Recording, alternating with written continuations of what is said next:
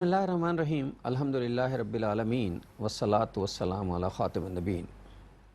ناظرین محترم السلام علیکم ورحمۃ اللہ وبرکاتہ۔ پروگرام سیرت النبی صلی اللہ علیہ وآلہ وسلم کے ساتھ آپ کا میزبان ڈاکٹر محمود غزنوی اور ہم سب کے پسندیدہ اسکالر جناب شجاع الدین شیخ حاضر خدمت ہیں۔ سیرت النبی کے حوالے سے گفتگو جاری و ساری تھی۔ پچھلا پروگرام اگر آپ کو یاد و واضح نصیحت کے حوالے سے بات ہو رہی تھی، جس میں وہ تذکرہ ہوا تھا کہ ہمیں کیسے جو ہے وہ کس ترتیب سے، یعنی نبوی طریقہ جو ہے تبلیغ کا کیا ہے، رسول اللہ کی سنت کے مطابق کہ پہلے جو ہے اپنی ذات، اس کے بعد رشتہ دار، اس کے بعد حلقہ اثر، اس کے بعد اجتماعات وغیرہ وغیرہ، اور اس کے بعد جو ہے پھر وہ اجتماع عام میں گفتگو ہونی ہے۔ اپنے اپنے دائرہ کار میں ہمیں رہ کر کام کرنا چاہیے۔ پچھلا پروگرام جو ہے وہ بس نکلا تھا اور پھر بات جو ہے وہ غربت تک پہنچی، اور بات جو ہے یہاں تک پہنچی کہ لوگ جو ہیں وہ نچلی سطح پر آ رہے ہیں، دسترخوانوں کی تعداد بڑھتی جا رہی ہے، روزگار کے مواقع و ذرائع کم ہوتے جا رہے ہیں، حالانکہ میرے رب نے جس کو پیدا کیا اس کا رزق بھی پیدا کیا ہے۔ یہ ہماری مجھ جیسے اور ہم جیسے بہت سے لوگوں کی غلط تقسیم کا نتیجہ ہے کہ کچھ لوگ دسترخوان پہ آ گئے ہیں اور کچھ لوگ ریسٹورانٹ میں چلے گئے ہیں۔ اگر ہماری تقسیم درست ہوتی تو پھر سارے لوگ جو ہیں ایک ہی جگہ موجود ہوتے اور عزت سے روٹی کھا رہے ہوتے۔ بہرحال یہ سوچنے کا مسئلہ تھا اور ہمیں اس پہ سوچنا چاہیے اپنے اپنے دائرہ کار کے اندر رہ کر۔ مجھ سمیت ہم جس کو جو بھی کردار ادا کرنے کا موقع ملتا ہے اسے ادا کرنا چاہیے۔ تو نبی کریم صلی اللہ علیہ وسلم کی دعوت و تبلیغ کے حوالے سے، واعظ و نصیحت کے حوالے سے گفتگو چل رہی تھی، اور پھر سیرت کے مختلف پہلوؤں اور بات ہے۔ رسول اللہ صلی اللہ علیہ وسلم نے حصول علم کی دعوت دی ہے، اس پر میں گفتگو کروں گا، لیکن پہلے چاہیں گے کہ پچھلے پروگرام کا ریکیپ جو ہے شجاع صاحب سے لے لیں، پھر ہم اگلے مرحلے کی طرف چلتے ہیں، یعنی ذیلی موضوع کی طرف چلتے ہیں۔ السلام علیکم۔ وعلیکم السلام ورحمۃ اللہ وبرکاتہ۔ کیسے مزاج ہیں؟ الحمدللہ، آپ خیریت سے ڈاکٹر صاحب؟ الحمدللہ، اللہ کا شکر۔ پچھلا پروگرام جو ہے وہ تو ہمارا بس بات چل نکلی ہے اور دور تلک جا پہنچی والی بات ہو گئی تھی کہ وہ ہم گھوم پھر کے معاشرے کے معاملے، لیکن مسئلہ یہ ہے کہ حقیقت احوال یہ ہے۔ بسم اللہ الرحمن الرحیم۔ اللہم صلی علی محمد وعلی آل محمد وبارک وسلم۔ رب اشرح لی صدری ویسر لی امری واحلل عقدۃ من لسانی یفقہوا قولی واجعل لی وزیرا من اہلی آمین یا رب العالمین۔ پچھلے پروگرام کیونکہ وہ بقرعید کے فوراً بعد کا ایک معاملہ تھا تو بات چل نکلی تھی قربانی کے حوالے سے، گوشت کھانے کے اعتبار سے، گوشت کی تقسیم کے اعتبار سے، پھر بات چلی قربانی کا فلسفہ کیا ہے، قربانی کی حکمت کیا ہے، قربانی کا مقصود کیا ہے۔ کھانا پینا بھی اچھی بات ہے، شریعت نے اس کی تعلیم دی ہے، گنجائش دی ہے، اور بقرعید کا دن ہو اور اس کے بعد مزید 3 ایام ہوں تو روزہ رکھنے سے بھی منع کیا گیا ہے، لیکن یہ بھی غور کیا جائے کہ قربانیاں کیوں پیش کی جاتی ہیں۔ تو تقوی مطلوب ہے، للہیت مطلوب ہے، اپنی محبوب ترین شے کو اللہ کی راہ میں پیش کر دینے کا جذبہ مطلوب ہے، تقوی کی کیفیات کے خوف خدا دل میں پیدا ہو، اپنی نفسانی خواہشات کے گلے پر بھی چھری بندہ پھیر دے، مال کا بت اگر ہے تو اس کے گلے پر جو ہے وہ تیشہ چلا دے۔ یہ ہے جو قربانی کے مقاصد پر ہم نے پچھلے پروگرام میں بات کی تھی۔ دوسری بات چلتے چلتے یہاں تک آئی تھی کہ یہ جو سوشل ویلفیئر کے حوالے سے بہت سارے کام ہو رہے ہیں، اچھے کام بھی ہو رہے ہیں، ان کے تعلق سے کلام ہوا کہ یہ جو دسترخوانوں کا سلسلہ ہمارے یہاں چل پڑا ہے، بہرحال اس میں عزت نفس کو مجروح نہ کیا جائے، اس میں پیش کرنے والوں میں نمود و نمائش کا معاملہ نہ ہو، لیکن ساتھ ساتھ غور کیا جائے کہ اللہ کے پیارے نبی علیہ السلام کی مبارک اسوہ سے جو ایک منشا ہمارے سامنے آتا ہے وہ ہے لوگوں کو ان کے پیروں پر کھڑا کرنا۔ ہاں کوئی معذور ہے، ڈس ایبل ہے، انتہائی بوڑھا ہے، وہ تو ظاہری بات ہے معاش کی محنت نہیں کر سکے گا، بات سمجھ آتی ہے، لیکن لوگ جو جوان ہیں، ہٹے کٹے ہیں، صحت مند ہیں، ان کو یہ ایزی وے آؤٹ ایسا نہ دیا جائے کہ کل بس وہ کھانے کی فکر کرے گا، کبھی وہ کھلانے کی فکر نہیں کرے گا، وہ دینے کی فکر نہیں کرے گا، وہ اپنے پیروں پر کھڑے ہونے کی فکر نہیں کرے گا۔ اس پر ہم نے کلام کرنے کی کوشش کی۔ پھر وہ ظالمانہ نظام کہ جو بھوکے پروڈیوس کرتا چلا جائے گا، کرتا چلا جائے گا، اس ظالمانہ نظام کو ختم کرنے کی جد و جہد ہونی چاہیے، اور یہی نبی اکرم صلی اللہ علیہ وسلم کی 23 برس کی سٹرگل اور جد و جہد کا بھی حاصل تھا کہ اللہ کی زمین پر اللہ کے عطا کردہ عادلانہ نظام کو قائم کیا جائے اور عدل کا نفاذ ہو، جس کی برکات ہم سیدنا عمر فاروق رضی اللہ تعالیٰ عنہ کے دور کے حوالے سے بیان ہم نے پچھلے پروگرام میں کی کہ اس یہودی جو بوڑھا تھا بھیک مانگنے والا، اس کو کہا کہ تو گھر جا اور تیری کفالت بیت المال سے کی جائے گی۔ سیدنا عمر بن عبدالعزیز رحمۃ اللہ علیہ کے دور کا حوالہ آیا زکوٰۃ بیت المال میں موجود ہے، زکوٰۃ دینے والے موجود ہیں، لینے والے دکھائی نہیں دیتے۔ تو جب عادلانہ نظام رب کا عطا کردہ قائم و نافذ ہو تو پھر یہ مسائل پیش نہیں آتے۔ ورنہ بہرحال یہ بھی ذہن میں رہے کہ اگر یہ بھوک کا معاملہ بڑھتا ہی چلا جائے تو کاد الفقر ان یکون کفرن، یہ حدیث مبارک پیش کی گئی تھی، قریب ہے کہ یہ فقر اور تنگ دستی انسان کو کفر کی طرف نہ لے جائے۔ تو اس کو دین نے ڈسکریج کیا، اور اس بات کو ذکر میں ہم لائے تھے کہ اپریسیشن ہونی چاہیے ایسے لوگوں کی، چاہے وہ نوجوان ہوں، بڑی عمر کے لوگ ہوں، کہ جو بھیک نہیں مانگتے، جو ہاتھ نہیں پھیلاتے، وہ چھوٹی موٹی محنت مزدوری کر کے کچھ چند اشیاء بیچ کر چاہتے ہیں کہ ان کا گزارا ہو جائے۔ ہمیں نہ صرف کہ اپریسیشن کرنا چاہیے، ان کی انکریجمنٹ بھی ہونی چاہیے۔ اور اگر ایک چیز میں عام طور پر دیکھتا ہوں کہ مارکیٹ میں 50 کی، وہ 50 کی مجھے دے رہا ہے، میں اس کو 100 روپے بھی دے دوں تو یہ میرے پیسے کا، میرے وسائل کا صحیح جگہ پر استعمال ہوگا انشاءاللہ۔ یہ کچھ باتیں جو پچھلے پروگرام میں ہمارے سامنے یہ صدقہ بھی ہوگا، یہ ایک ایسا صدقہ ہے کہ جو کہہ کے نہیں دیا جا رہا لیکن اللہ کی راہ میں مدد کی جا رہی ہے کسی کی۔ یہ جو ٹھیلے لگا کے چھوٹے چھوٹے لوگ چیزیں بیچ رہے ہیں، کپڑا بچھا کے بیٹھے ہوئے ہیں، خاص طور پر وہ لوگ جو بہت معذور سے ہیں، ضعیف سے ہیں، وہ کچھ چیزیں لگا کے بیٹھے ہوتے ہیں، ہم انہیں اگنور کر کے چلے جاتے ہیں۔ یہ بنگلہ بنانے یا پلاٹ خریدنے کے لیے نہیں بیٹھے ہوئے کہ اس سے پروفٹ آئے گا تو میں جو ہے بنگلہ بناؤں گا، یہ رات کی روٹی کے لیے بیٹھے ہوئے ہیں۔ جو روٹی اب اور مہنگی ہو چکی، ریٹ ویٹ آپ کو پتہ ہی ہوں گے، میں کیا بیان کروں، کیا وہ روٹی بھی انہیں نہیں ملتی، تو یہ رات کی روٹی کے لیے بیچارے بیٹھے ہوئے ہیں۔ یہ پلاٹ خریدنے کے لیے نہیں بیچ رہا ہے کہ پیسے جمع کر کے زمین خریدوں گا۔ تو ان لوگوں کا مدد کرنی ضروری ہے، کوشش کرنی چاہیے۔ پچھلی مرتبہ یہی بات ہوئی تھی، غیر ضروری طور پہ کچھ چیزیں خرید لینی چاہیے، کچھ چیزیں جتنا ریٹ وہ بتائیں اتنی ہی کوشش کرنے، زیادہ ریٹ دے کے خرید لی جائیں۔ تو یہ ظاہر ایک معاملہ ہے خاموشی سے کرنے کا، اور اس کی نیت صرف دل میں کی جائے کہ میں اللہ کی رضا کے لیے یہ کام کر رہا ہوں، تو ظاہر ہے پھر وہ پھلے پھولے گا بھی معاملہ سارا۔ بھارت ہم کسی کی مدد ہی تو کر رہے ہیں نا، تو وہ احادیث مبارکہ بھی سامنے رہیں کہ جس میں اللہ کے رسول صلی اللہ علیہ وسلم ارشاد فرمایا الخلق عیال اللہ، ساری مخلوق اللہ کا کنبہ ہے، اور اللہ کو مخلوق میں سے زیادہ پسند کون ہے؟ تو اللہ کی کنبے کے ساتھ بھلا سلوک کرے۔ کبھی حدیث میں آتا ہے خیر الناس من ينفع الناس، لوگوں میں سے بہتر کون ہے؟ جو لوگوں کو نفع پہنچانے والا ہو۔ کبھی حدیث مبارک میں آتا ہے کہ جب تک تم اپنے بھائی کی حاجت کو پورا کرنے میں لگے رہو گے تب تک اللہ تعالیٰ تمہاری حاجت کو پورا کرنے میں لگا رہے گا۔ اور بہرحال حدیث مبارک میں یہ بھی آتا ہے کہ جہاں آج تم نے کسی مسلمان کی مدد کی، جہاں اس کو مدد کی ضرورت تھی، تو اللہ کل وہاں تمہاری مدد فرمائے گا جہاں تمہیں مدد کی ضرورت ہو۔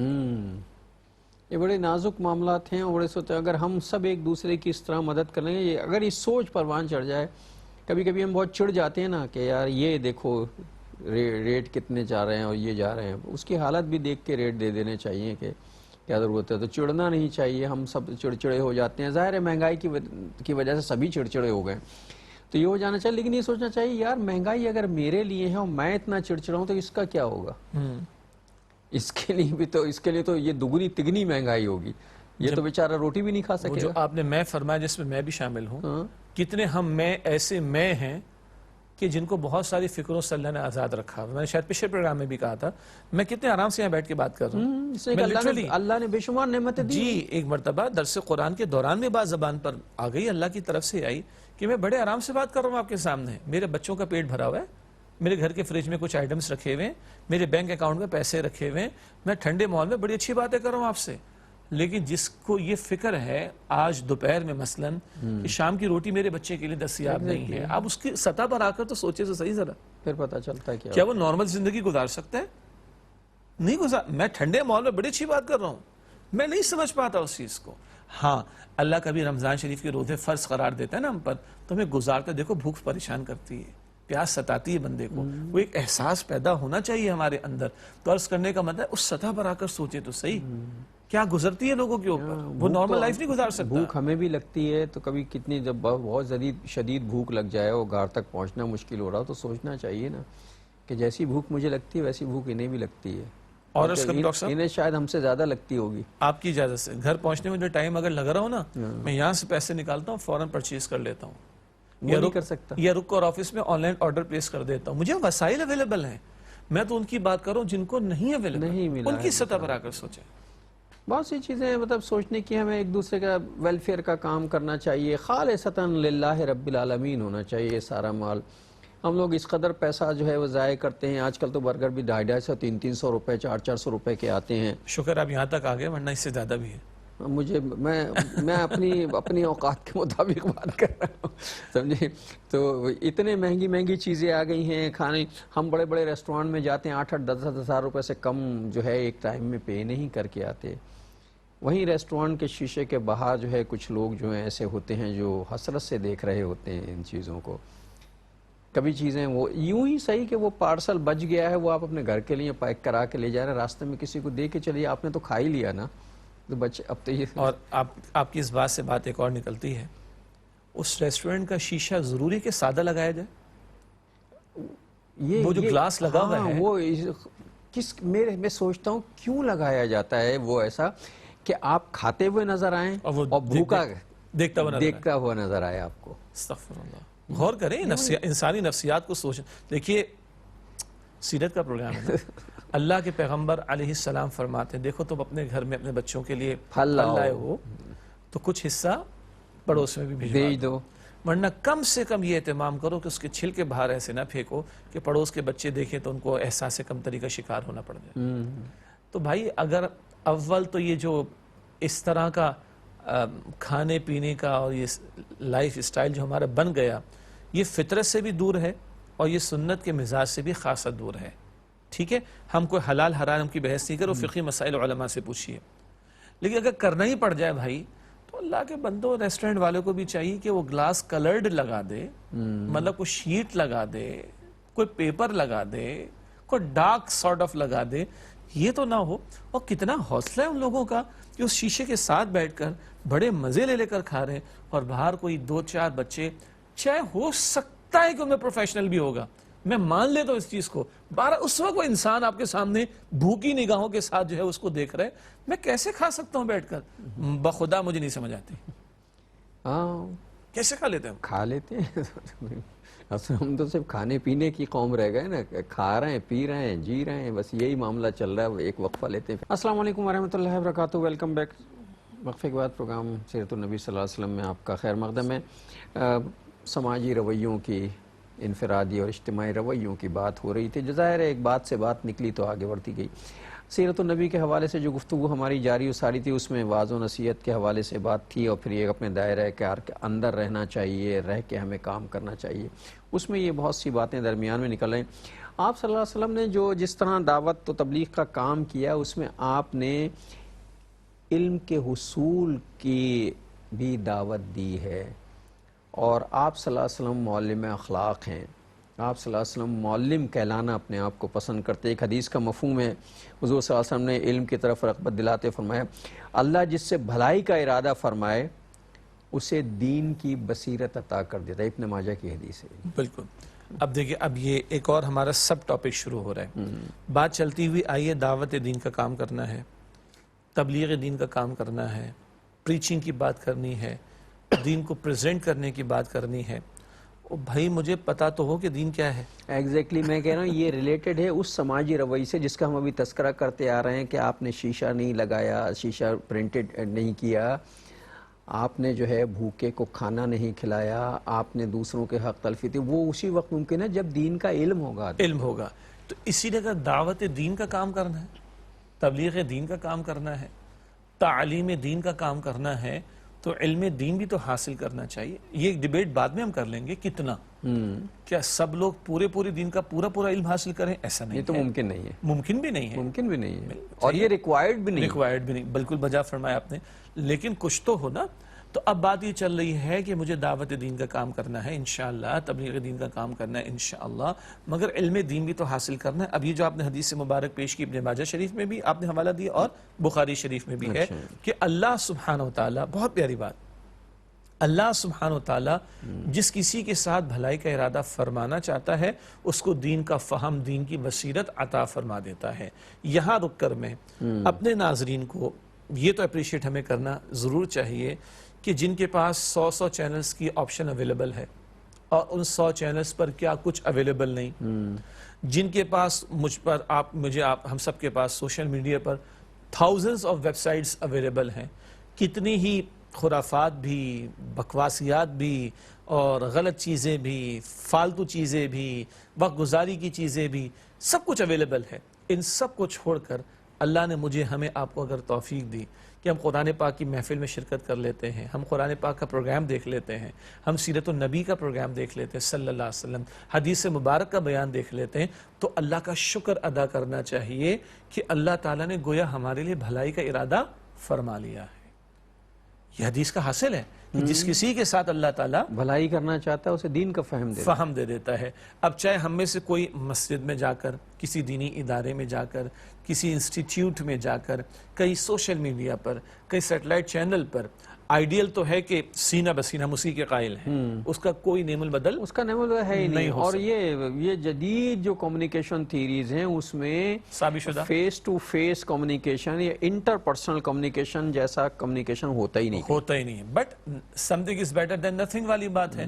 تو آج اگر یہ پروگرام اور دیگر پروگرامز 150 ممالک میں جا رہے ہیں تو کہاں کہاں لوگوں کو اللہ کے فضل و کرم سے اپارچونٹی اویلیبل ہے، اور اس کو وہ اویل کر کے کچھ دیر اللہ کی کتاب، اللہ کے نبی علیہ السلام کی تعلیم کے سیکھنے سمجھنے کے لیے اپنے آپ کو لگا رہے ہیں، تو یہ گویا اللہ تعالیٰ کی طرف سے بھلائی کا ارادہ ہے جس کا اظہار ہو رہا ہے۔ تو اللہ تعالیٰ مجھے بھی، آپ کو بھی، ہمارے ناظرین کو، ہم سب کو توفیق دیے رکھے کہ ہم خیر کی بات، دین کی بات سیکھنے والوں میں شامل رہیں۔ اچھا، اب اس کا ایک اور پہلو بھی جو پچھلے پروگرام میں ہوا تھا، میں ابھی گفتگو سے میرے ذہن میں آیا کہ ہم نے کہا تھا کہ بھئی پہلے اپنے قریب ترین لوگوں کو، اپنے رشتہ داروں کو، جس میں اپنے بیوی بچے شامل ہیں، اپنے خاندان اگر جوائنٹ فیملی ہے تو بیوی بچے بھائی بھتیجے وغیرہ وغیرہ سب شامل ہیں۔ تو اب آپ سوچ رہے ہوں گے کہ بھائی اس کا مطلب یہ ہے کہ میں ہفتہ وار جو ہے وہ محفل واعظ رکھا کروں، بیٹھا کروں، جیسے مسجد میں جمع ہوتے ہیں لوگ اور سب کو واعظ کرنے کی ضرورت نہیں ہے۔ کھانے پہ تو اجتماعی طور پہ بیٹھتے ہی ہیں نا سب لوگ، ڈرائنگ روم میں تو آ کے کبھی ویسی چائے پہ بیٹھتے ہوں گے یا بیٹھ جاتے ہوں گے، کبھی کبھی کسی معاملے میں کھانے پہ بات کا رخ موڑ کے بات کی جا سکتی ہے، اس کے لیے واعظ کرنے کی ضرورت نہیں ہے۔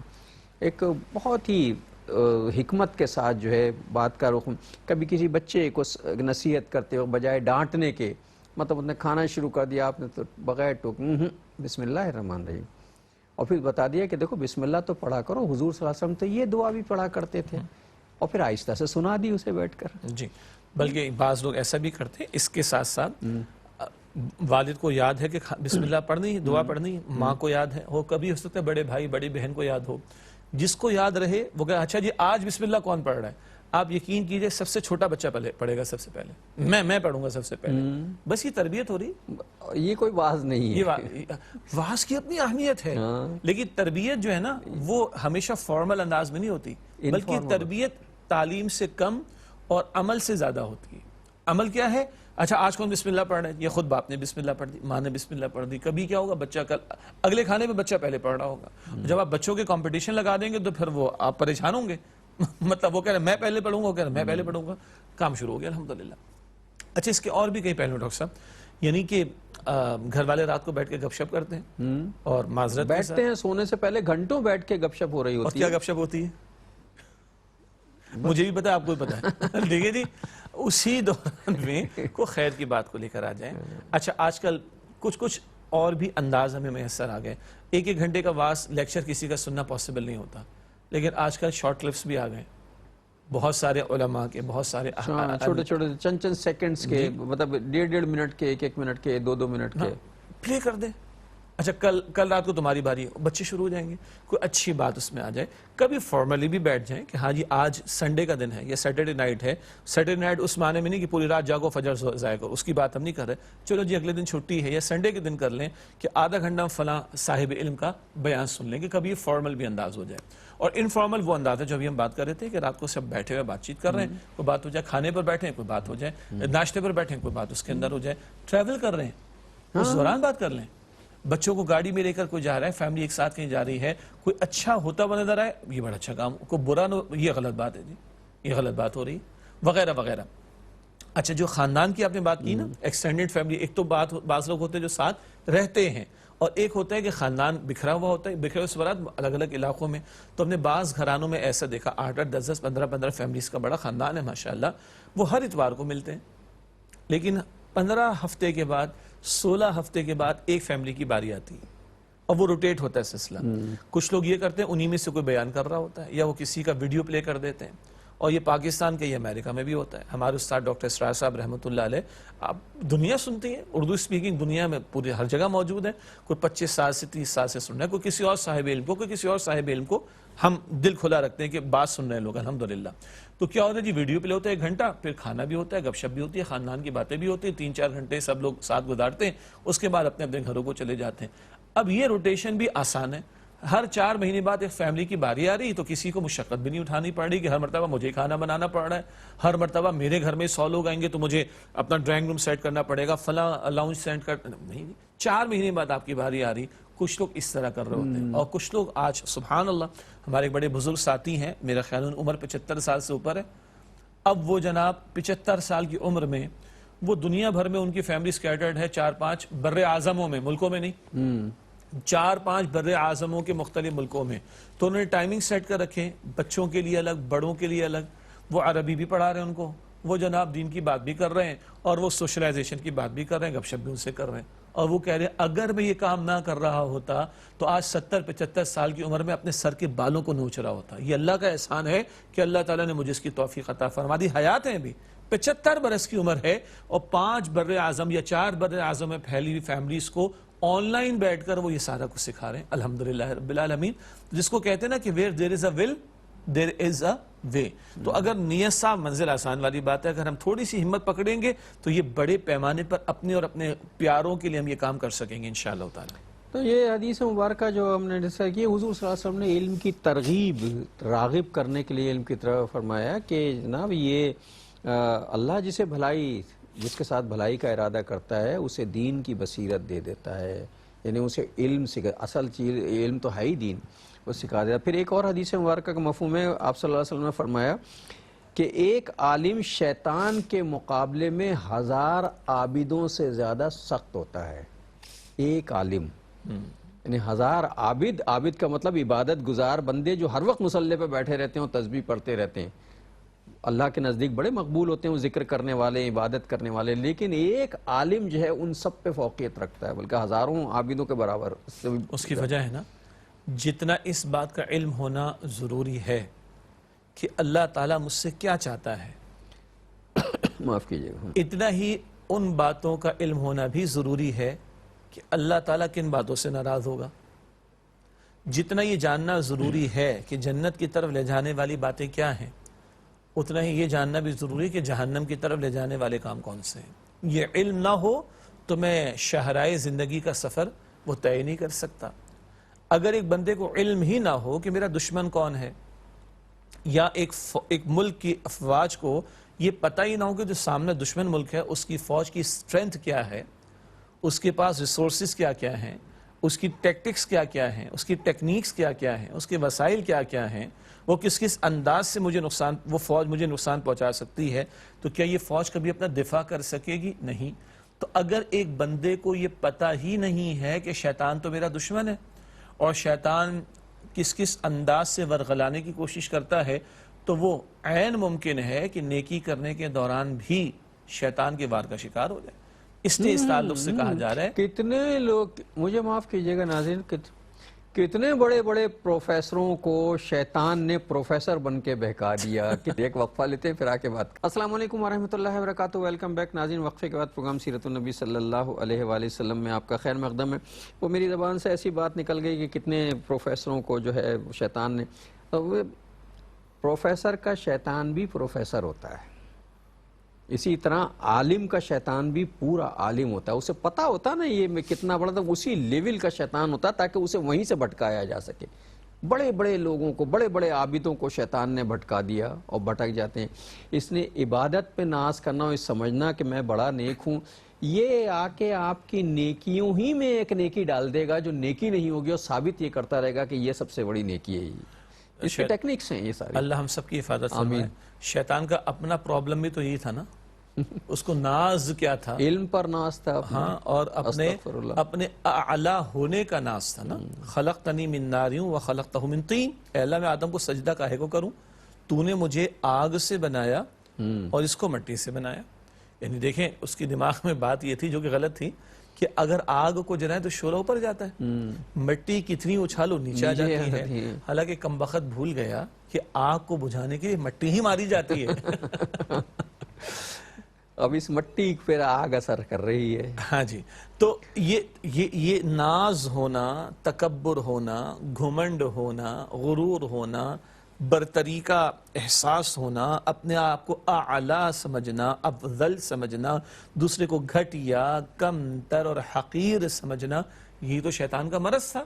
یعنی اگر ہم انالیسس کریں، بڑی دلچسپ ایک بات ہے، بلکہ ناظرین توجہ فرمائیے گا، آدم علیہ السلام کا قصہ قرآن کریم میں 7 مرتبہ آیا، ایک مرتبہ نہیں، 7 مرتبہ بھی مختلف انٹرولز پر آیا۔ پہلی مرتبہ سورۃ البقرہ میں ہے، پھر تھوڑے تھوڑے انٹرول کے ساتھ 7ویں اور آخری مرتبہ 23ویں پارے میں جا کے سورہ صاد میں آتا ہے۔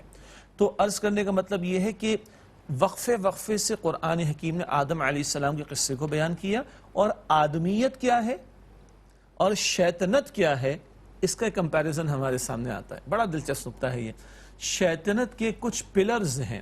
شیطان نے اپنے آپ کو تکبر و گھمنڈ میں مبتلا کیا، شیطان نے حسد کیا، اس کو کیوں خلیفہ بنا دیا، مجھے کیوں نہیں بنایا۔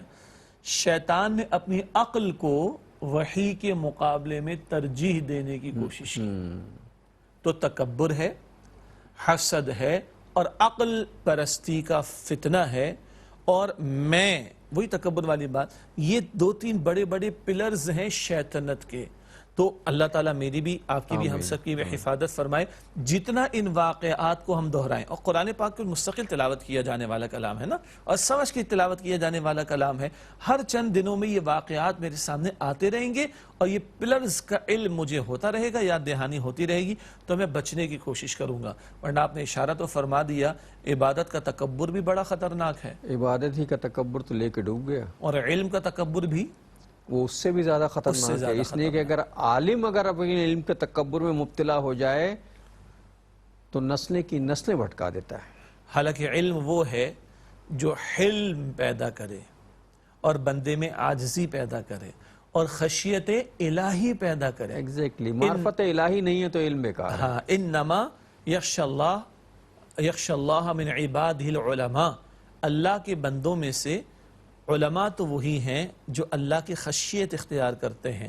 یہاں معروف معنی میں وہ عالم نہیں جو 8-10 سال پڑھے، وہ تو بڑا درجہ ہے، مگر صاحب علم، واقعتاً صاحب علم وہ ہے جس کے دل میں اللہ کی خشیت پیدا ہو جائے۔ تو علم کا تکبر مروا دینے والی شے، عبادت کا گھمنڈ اور تکبر برباد کر دینے والی شے۔ اللہ تعالی ہم سب کی حفاظت فرمائے۔ اچھا، اس علم سے مراد جو ہے، علم سے مراد سارے علوم ہیں، اور ہر علم جو ہے من جانب اللہ ہی ہے۔ یہ ہم نے خانوں میں بانٹا ہوا نا، مطلب ہم کہتے ہیں یہ زولوجی کا علم ہے، یہ سوشیولوجی کا علم ہے، یہ جناب باٹنی کا علم ہے، یہ جن جن چیزوں کا بھی علم ہے، یہ سب اللہ کی پیدا کی ہوئی چیزیں، اور ان کا علم جو ہے، جو بھی ہم نے حاصل کیا، یہ بھی ہمیں اللہ کی طرف سے عطا ہوا ہے۔ کچھ چیزیں جو ہیں وہ علم کے کچھ درجات ہیں، کچھ علم جو ہے وہ حقیقی ہے، یعنی جسے ہم کہتے ہیں کہ وہ لازماً فرض ہے، فرض عین ہے۔ کچھ علم جو ہیں فرض کفایہ ہیں، مطلب ان کو حاصل کرنا، مطلب جیسے بھی شاہ صاحب نے کہا کہ علم کا تکبر اگر خشیت نہ پیدا کرے، مثلا ایک بہت بڑا زولوجسٹ ہے، مطلب زولوجی پڑھانے والا ہے، حیوانیات پڑھانے والا ہے، اور وہ جو ہے وہ چیزوں کی، حیوانیات پر بڑا مور رکھتا ہے، اور وہ حیوانیات پڑھاتے وقت اس میں بہت سی چیزیں اگر پیدا ہوتی ہیں، اور وہ ان تجربات کے نتیجے میں لیبارٹری میں جانے کے بعد خشیت پیدا ہوتی کہ یہ تو سب میرے رب کا کیا ہوا، یہ انسانوں کے بس کا تو ہے نہیں، تو یہ حیوانیات کا علم بھی جو ہے اس کے لیے جزا کا سبب بن جائے گا۔ دیکھیے نا، جب ہم یہ کہہ رہے ہیں کہ قرآن حکیم ان علوم کی طرف بھی اشارہ کرتا ہے، اور یہ کائنات بندوں کے لیے بنائی گئی، یہ دنیا بندوں کے لیے سجائی گئی، بندوں کو دنیا میں رہنا ہے، اس کے وسائل کو اختیار کرنا ہے، تو اس کا علم حاصل کرنا تو پڑے گا ان کو۔ اور جب اس میں ایک نیک نیت یہ شامل ہوتی ہے کہ ایک طرف کچھ علوم یا فنون ہم حاصل کرتے ہیں، آپ ماس کمیونیکیشن کی فیلڈ میں رہے، ہم چارٹرڈ اکاؤنٹنسی کی فیلڈ میں رہے، ایک مقصد ہوتا ہے کہ بندہ کل کچھ کمانے کی بھی قابل ہوگا تاکہ اپنے زیر کفالت لوگوں کی کفالت بھی کر سکے، تو اس نیت کا ثواب ملے گا اس کو۔ اسی طرح کچھ علوم ہیں کہ جس سے اللہ کی معرفت بندے کو ملتی ہے، اسٹرانومی کا ہوگا، زوالوجی کا ہوگا، آپ نے بات کی، فزیولوجی کا ہوگا، میڈیکل سائنس کی اور بہت ساری برانچز کا علم ہوگا، جن سے معرفت الہی بندے کو ملتی ہے، تو وہ علم بھی نافع ہے اور مفید ہوگا بندے کے لیے۔ ہاں، ان بقیہ تمام علوم اور فنون کو صحیح ڈائریکشن دینے والا علم وہ وحی کا علم ہے، اور وہ دونوں ضروری. پہلے وحی میں کہا کہ اقرا پڑھیں، کوئی مسئلہ نہیں، مگر بسمی ربک، اپنے رب کے نام کے ساتھ پڑھیں. تو ان سارے علوم کو بھی مسلمان کرنا ہے، اور اس کے لیے وحی کا علم ہونا ضروری، جو افضل ترین علم ہے. بقیہ علوم اس کے زیر سایہ ہوں تو وہ بھی علم نافع ہوں گے اور فائدے کا باعث بنیں گے. وہ جو آپ نے بھی بیان فرمایا، پہلے بھی بات آ چکی ہے کہ کچھ علم تو ہوتا ہے فرض عین کے درجے میں. مثلا جو معاملہ مجھ سے متعلق ہو گیا، اس سے متعلق دین کا علم معلوم ہونا فرض ہے. میں بالغ ہو گیا، نماز فرض ہو گئی، تو اب نماز سے متعلقہ علم کا جاننا مجھ پر فرض ہو جائے گا. میں بھی کمانے کے قابل نہیں ہوں تو زکوٰۃ کے بنیادی مسائل سیکھنا مجھ پر فرض نہیں ہے. مجھ پر ابھی حج کی فرضیت نہیں ہوئی، حج فرض ہے، صاحب استطاعت پر ہے، زندگی میں ایک مرتبہ فرضیت ہو جائے گی تو اب مجھے حج کا طریقہ سیکھنا بھی فرض ہو جائے گا. ایک بندے کا بھی نکاح نہیں ہوا تو زوجین کے معاملات سے متعلق علم حاصل کرنا اس پر فرض نہیں. میں نے کاروبار نہیں کرنا تو کاروبار میں حلال حرام کے اس کا علم حاصل کرنا مجھ پر فرض کے معاملے میں نہیں ہوگا ابھی. ہاں میں کاروبار کرنے بیٹھ گیا تو اس کاروبار کی اس شکل سے متعلق علم حاصل کرنا مجھ پر فرض ہو جائے گا. سیدنا عمر رضی اللہ تعالیٰ عنہ مارکیٹ جایا کرتے تھے، کوئی نئی دکان نظر آتی، پوچھتے بھائی تم نے حلال حرام کا علم حاصل کیا؟ جی میں نے تو حاصل نہیں کیا. کب بند کرو، پہلے علم حاصل کرو. تو میں جس معاملے سے متعلق ہوتا جاؤں گا اس سے متعلق دین کی بنیادی تعلیم اور رہنمائی کیا ہے. بنیادی اس لیے کہہ رہا ہوں کہ ایک فیلڈ کے اندر مسائل 100 قسم کے ہوں گے، لیکن ہو سکتا ہے مجھ سے متعلق 2 ہوں تو وہ 2 سیکھنا مجھ پر فرض ہو جائے گا. تو یہ تو ہوتا ہے فرض عین کے درجے کا. ایک آپ نے جو اصطلاح استعمال کی فرض کفایہ، وہ جب علوم کی بات کریں گے تو وہ کیا ہے؟ یہ تمام ہی علوم ضروری ہیں. حتیٰ کہ امام غزالی رحمت علیہ رحمہ جیسے حضرات نے تو یہاں تک لکھا، پہلے بھی ہم بات کر چکے ہیں، یہ جو حجام کا علم ہے یہ بھی حاصل کرنا فرض کفایہ ہے. اس معاملے میں بھی مسلمانوں کو دوسروں کا محتاج نہیں ہونا چاہیے. صحیح بات ہے، مطلب اندازہ کریں علم ہے نا. اچھا کوئی بھی علم، ابھی جیسے یہ بات ہو رہی تھی نا، یہ جتنے بھی علوم ہیں ہمارے، جس کا بھی نام لے سکتے ہیں، جس میں فلکیات ہے، کیمیا ہے، اپلائیڈ کیمسٹری ہے، فزکس طبیعت ہے، فزکس وغیرہ وغیرہ، جو کوئی بھی علم ایسا نہیں ہے جو خشیت الہی اور معرفت الہی کی طرف نہ لے جاتا ہو. ہر علم جو ہے، جو شرط یہ ہے کہ ہم کس طریقے سے پڑھتے ہیں اور کس سوجھ بوجھ کے ساتھ پڑھتے ہیں، ورنہ ہر علم جو ہے سب سے پہلے ہمارے رب کو ہمارے سامنے کھڑا کر دیتا ہے. افلا ينظرون الى الابل كيف خلقت والى السماء كيف رفعت والى الجبال كيف نصبت والى الارض كيف سطحت. کیا یہ دیکھتے نہیں اونٹ کو اللہ نے کیسے بنایا؟ کیا یہ دیکھتے نہیں کہ آسمان اللہ نے کیسے بلند فرمایا؟ کیا یہ دیکھتے نہیں پہاڑ اللہ نے کیسے جما دی؟ کیا یہ دیکھتے نہیں زمین اللہ نے کیسے بچھا دی؟ 14 صدیوں پہلے عرب کے صحرا کا ایک بدو یہ آیت سن رہا ہے، اونٹ پر بیٹھا ہے، ایک نشانی. اور بدو جتنا سمجھتا ہے اونٹ کو، ہم اور آپ نہیں سمجھ سکتے. پہاڑ اس کے سامنے جمے ہوئے ہیبت زدہ ہو جاتا ہے. آسمان کی چھت دیکھتا ہے، ہیبت زدہ ہو جاتا ہے. زمین دیکھتا ہے، کہتا ہے کہ ہاں یہ تو کوئی بنانے والے نے بنائی. ایک بدو سے پوچھا تم نے رب کو کیسے پہچانا؟ کہا تجھے یہ بکری کی مینگنیاں نظر آ رہی ہیں؟ کہا ہاں. کہا کیا بتا رہی ہیں؟ کہ یہاں سے کوئی بکری گزری ہے. تو کیا تجھے یہ زمین بتا نہیں رہی؟ یہ آسمان بتا نہیں رہا؟ یہ پہاڑ بتا نہیں رہے؟ یہ اونٹ بتا نہیں رہا؟ یہ تو وہ بدو ہے جو 14 صدیوں پہلے کا تھا. آج اونٹ کے اوپر جو ریسرچ موجود ہے تو کتاب لکھ ڈالی میریکلز ان دا کیمل. ایک اونٹ میں اللہ تعالیٰ نے کیا معجزانہ شانیں رکھی ہیں. معجزہ اس معنی میں نہیں جو پیغمبروں کو عطا ہوتا ہے، کرامتیں، عاجز کر دینے والی بات، انسان دنگ رہ جائے. اسی طرح آسمان خالی آج جس نیلی چھت کا نام ہے. آج تم ایکسپینڈنگ یونیورس کو ڈسکور کیے بیٹھے ہوئے، اور ایکسپینڈنگ یونیورس کا مطلب یہ کہ یہ کائنات جو ہے وہ بھی وسعت پذیر ہے. آج پہاڑوں کا نام جیولوجی کے جاننے والے، زمینیات پر گفتگو کرنے والے، وہ پہاڑوں میں میل اور فیمیل تلاش کر کے بیٹھے ہوئے.